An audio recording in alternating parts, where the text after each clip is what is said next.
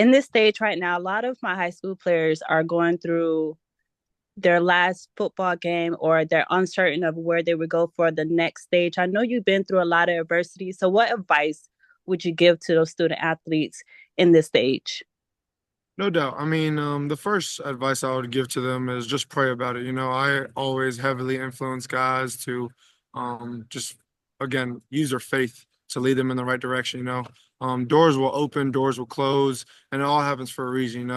For the football aspect of it, I guess you just have to go where you're wanted. It's not so much of where you want to go. Yeah, like it would be awesome, to go where you want to go.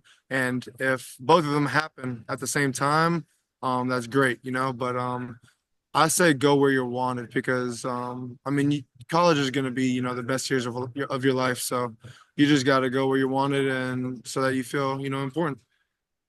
And my next question is, thank you. My next question is, you've been such a, you made such a big impact without your time at the University of Miami.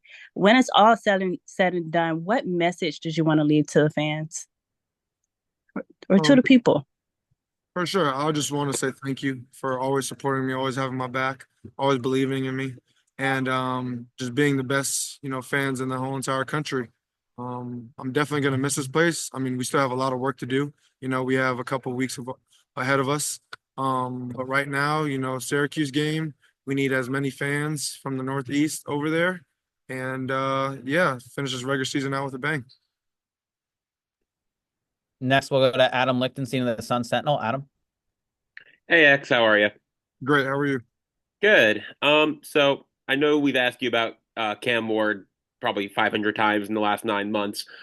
He was just named a Davy O'Brien Award finalist. So just having played with him, getting to know him over the last 9 months, is there anything that kind of surprises you about him still? Anything that he does on the field, off the field that like still kind of takes you aback? Yeah, what surprises me is, he's having all this, attention from, the Heisman and the O'Brien Trophy and all that stuff. And it's like he's not even trying to pay attention to all that stuff. He's like our media team does a great job, putting us out there and stuff like that. But they're reaching out to him and he's just focused on football. Me and him are, every single morning watching film at, 5 or 6. And I mean, all he's trying to do is just get better and just try to dominate each and every single week. So if I say surprise, I guess that's the thing that surprises me.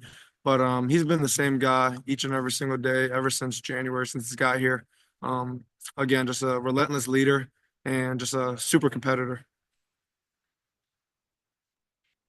Next, we'll go to Tim Reynolds of the Associated Press. Tim. Thanks, Josh. Hey, X. How you doing? Good, thanks. I saw you when the game ended Saturday. You clearly were just soaking it all in, just sort of sitting there with your family and just taking that last proverbial long look around. I'm just curious what that moment was like for you and what the snapshot in your head from that little moment of time was. No doubt. I mean, it was the last regular season game I'll ever play in Hard Rock as a Hurricane, So it was just like I just saw everything from the past 4 or 5 years just all happening in front of me.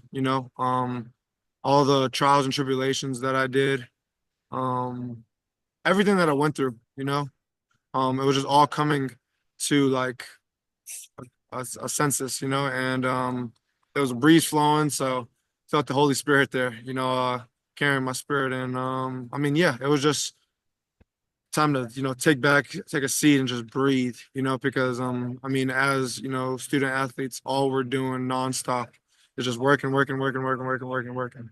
So it was good just to sit back and, analyze just Hard Rock and just with all the players running on the field, all the families, and it was a good time.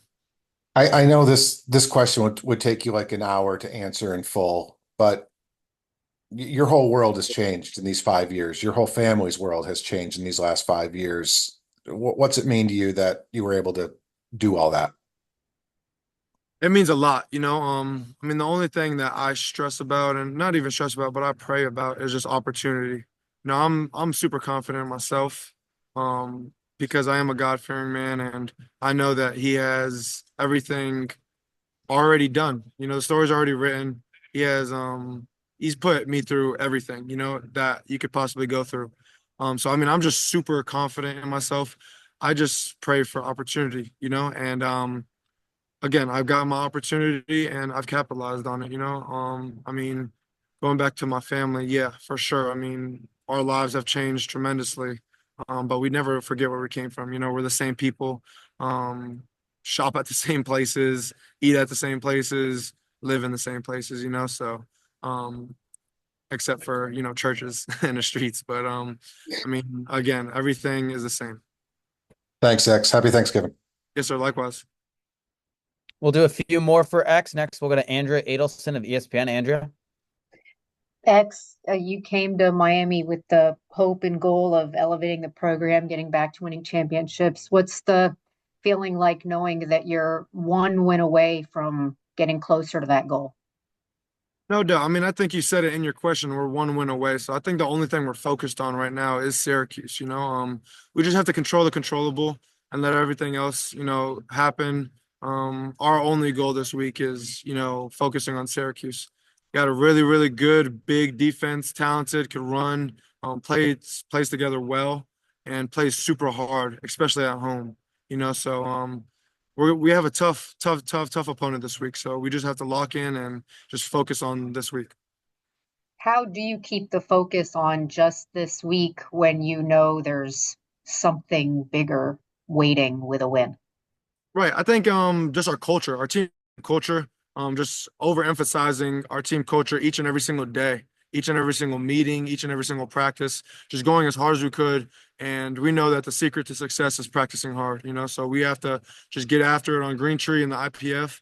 And again, just go at it with each other, just knowing that we love each other and we respect each other so much that we're going to give each other our all. Last two for X here. We'll go to Zuby Charles at Canesport and then Marcus Benjamin at Canes County. Zuby, we'll start with you. What's going on, X? I don't know if you remember, but during your kids' camp, this summer I asked you, what are your thoughts on, Miami's offense? And you said, hey, we have the potential to be the most explosive offense in the country. And now you guys are, number one in points and yards per game. Just from your perspective, what's led to, your guys' success, through the air and on the ground, this year on the offensive side of the ball? A couple of things. I think our team culture. I think our team culture has trickled over into our offense. I mean, we just take everything serious. We attack lifts, we attack meetings. We watch extra film, we put the extra work in. Our timing is getting better and better each and every single day. And yeah, I mean, the athletes speak for itself. We have the best quarterback, best tight end, best receivers, best running backs, and most importantly, best O line in the entire country. So we have the players. It just all comes down to execution and games that you see us, not doing so well in. You know what it is. It's not a lack of, skill or, athlete. It's lack of execution. So that's the only thing that we're focusing on is just getting better and better each and every single day, executing at the highest level possible. We'll wrap up for X with Marcus Benjamin at Canes County. Marcus? Hey X, how's it going? Great. How are you? Good.